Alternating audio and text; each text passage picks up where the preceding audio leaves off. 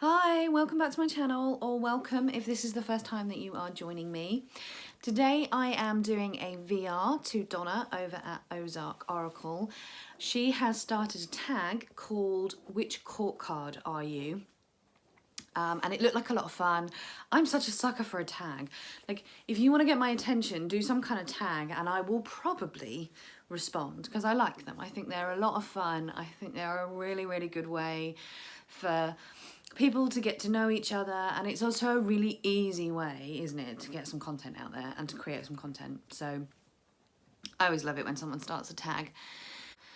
So which court card are you? It's a really good question. The court cards are one of those things that we all, I think, struggle with more than any other card in the deck. I don't know very many people who get the court cards straight away.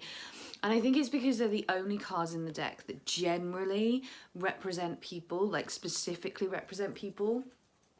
And people are complicated and people are really difficult to pin down. So it can make pinning the court cards down really hard, at least in my opinion. And I've done that exercise about where you go through the cards and you assign the court cards to people that you know in order to get a better understanding of the card. I've done that with a friend. I was trying to help her get to grips with the court cards herself, and we sat down and we went through all the cards and I talked a little bit about the generally what that court card, what kind of person it described, and then she would pick a person in her life that would match that card. So we've done that, and it is a really, really good exercise. I would recommend it. For myself, I'm an older woman. I'm not, I'm a mature woman. I'm in my late 30s.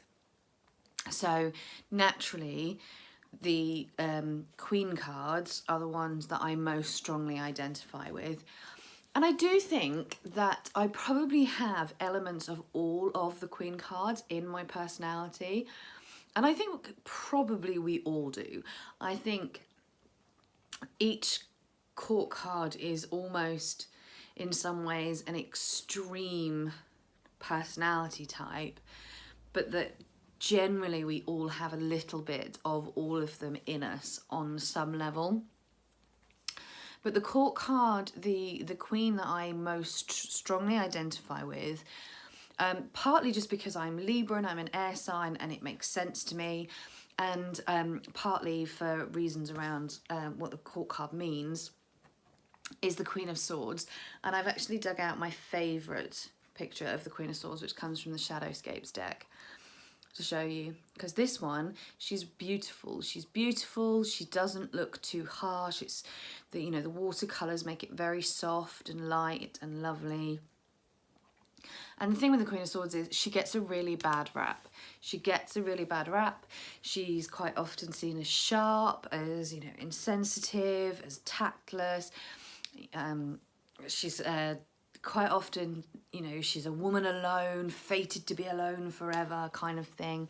And I don't think any of those things are particularly true of the Queen of Swords, but I think she can often get portrayed that way. So I'm going to read you a little bit from Holistic Tarot by Benabel Wen about the Queen of Swords. Again, totally just stole this idea from Donna because she did pretty much the same thing, but it's a good idea. So the Queen of Swords, the most incisive of the four queens, she is intensely perceptive, quick and confident, perhaps childless, which I am childless. She is a strong, indomitable character. She can bear her own sorrows. There is a tendency to be pessimistic. She does not like to show her weakness to others. She's highly astute and reads personalities accurately. People will not fool her easily. She is fiercely independent. So far, there's kind of a mix of yes and no. I'm not pessimistic at all. I'm ridiculously optimistic. I'm infuriatingly optimistic a lot of the time. But I'm definitely very, very perceptive, I believe. And I'm quite quick. I am quite quick-witted. I generally, I have my insecurities just like everybody else, but in general, I do have a reasonably healthy amount of self-confidence, I think. I definitely struggle when it comes to showing weakness to others, definitely. And yeah, I do think I read people very well, and I fiercely independent to, absolutely. The Queen of Swords values structure, order, and tasteful, organised, standardised beauty. The Queen is shown from the side profile only, and the dense low-level clouds suggest a woman who is hard to get to know. Others find her difficult to read. They may even find her intimidating. And that's probably fair. That is probably fair. I do very much value structure and order. I don't really know what a tasteful, organised, standardised beauty looks like. I don't really know what that means, but I do like order, and I do like structure, and I do like everything to be logical and I guess very organised. I do like that. And I can be very difficult to get to know, and I have in the past been told that I'm quite intimidating in some respects because of that. But I think I'm just a very private person. I just think there are some things that don't need to be shared with somebody immediately. I think there are parts of myself that I'm not willing to give to somebody who hasn't I hate saying earned the right to receive it, because it sounds incredibly judgmental, but that's not how I mean it. But I think, I think there can be a tendency nowadays, I make myself sound so old, for people to overly share everything. And I think that sometimes the pendulum has swung the other way so much, where it's dangerous to keep everything in and to not share everything, and that can be very, very dangerous and very, very damaging to people. So we kind of encourage people to talk about things, but I think sometimes things can swing too far the other way, and you have people that will tell you everything. Like, by the time you've told them your name, they've told you their life history. And I'm just not one of those people. I share little bits of information with people over time as I build up trust with them. And it takes me a long time to build those friendships with people. But when I do, I'm incredibly open and incredibly easy to get to know and easy to read, because for the people that I trust, I wear everything on my sleeve. So yeah, I am very much like that. So air dominant, the Queen of Swords is ambitious, sometimes controversial, prone to stir controversy with her words, a bit argumentative, but a rational, intelligent, bright and articulate individual. Yeah, I can be. I can be a little bit controversial, and I can be a bit argumentative, and I like to push people. I like to be contrary sometimes, and I like to take the other side of somebody's position so that I can push them into really thinking about the position that they hold and why they hold it, and really like almost force them into a position where they have to defend it and think it through.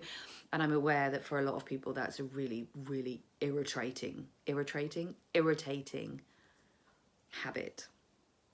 But yeah, but then I also, I am also very rational, and I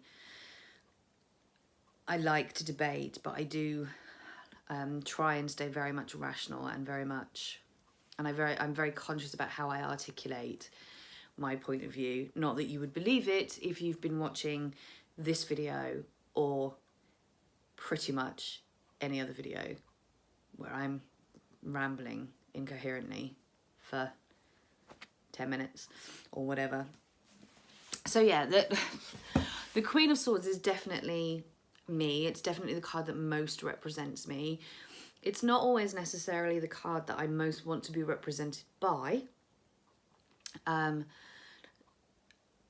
sometimes I would quite like to be more the Queen of Cups, or the Queen of Pentacles. I love the Queen of Pentacles. The Queen of Pentacles is actually my favourite. The Queen of Pentacles is, to me, she's very Earth Mother, and she's very practical, grounded, and down to earth, and sensible, and really, you know, safe. The Queen of Pentacles to me is always like home. She's the stability, and all of her people and her family all go off and do their thing, all knowing that they've always got her to come home to, and she keeps that sense of belonging and safety and security there for them to come back to. So I love the Queen of Pentacles. I do love the Queen of Pentacles. The Queen of Cups is the person I'd like to be in terms of my emotions, and is the person that I'm working towards being, because I'm doing a lot of work around managing my emotions. Not managing my emotions, but managing how I respond to my emotions. And the Queen of Wands, I think the Queen of Wands is probably the one I'm next closest to, because I am quite passionate, I am quite fiery energy, I am quite creative. So if it wasn't the Queen of Swords, it would probably be the Queen of Wands. So yeah, like I say, I think we're probably a bit of all of them on some level, but the Queen of Swords, first and foremost, is the court card that I am. So I definitely have to go with the Queen of Swords. I'm really looking forward to going and checking out everybody else's videos, actually, because other than Donna's, I haven't really seen any others yet. I haven't watched any others. So I'm going to go and do that now. Thank you very much for sticking with me, and I will see you all soon for the next one. Take care, everybody, and lots of love. Bye-bye.